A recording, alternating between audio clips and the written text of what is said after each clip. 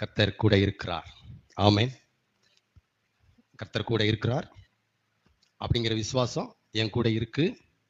அதனால நான் அவர் கூட இருக்கிறேன். ஆமென். கர்த்தர் கூட இருக்கிறார் அப்படிங்கிற விசுவாசம் என் கூட இருக்கு. அதனால நான் அவர் கூட இருக்கிறேன். ஆமென். என்னெல்லாம் எடுத்துக்கிட்டீங்கன்னா, ஒரு 10 ரூபா இல்லாம இருந்துருவேன். ஒரு 10 ரூபா 10 ரூபா கூட இல்லாம நான் இருந்துருவேன். ஆனா அவர் என் கூட இருக்கிறாருங்கிற அந்த விசுவாசம் இல்லாம 10 வினாடி கூட என்னால இருக்க முடியாது. ஆமென். 10 ரூபா இல்லாம நான் இருந்துருவேன். ஆனா அவர் என் கூட இருக்கிறாரு அப்படிங்கிற அந்த ஃபெய்த், அந்த விசுவாசம், அந்த நம்பிக்கை தடுமாறினாலோ இல்லைனாலோ 10 வினாடி நான் தாங்க மாட்டேன். இதுதான் என்னுடைய உண்மை நிலைமை. ஆமென். என்னை தாங்குற விசுவாசம் அது. என்னை பேச வைக்கிற விசுவாசம் இது. என்னை வாழ வைக்கிற விசுவாசம் இது. என்னை தில்லா எந்த பிரச்சனையும் ஃபேஸ் பண்ண அந்த பார்வையை பார்க்க வைக்கிற விசுவாசம் அது. ஆமென். கர்த்தர் என் கூட இருக்கிறார். நான் பயப்படேன். மனுஷன் எனக்கு என்ன செய்வான்?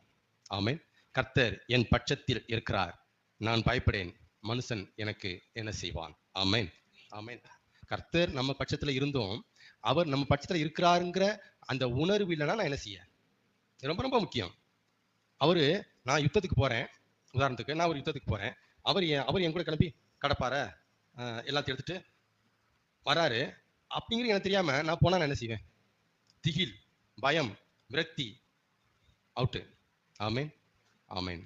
அதனால என்னுடைய நிலைமை தான். 10 ரூபா இல்லாம இருந்தா கூட நான் வாழ்ந்துருவேன். ஆனா அவர் இருக்கிறாருங்கிற விசுவாசம் இல்லைன்னா 10 வினாடி நான் தாங்க மாட்டேன். ஆமென்.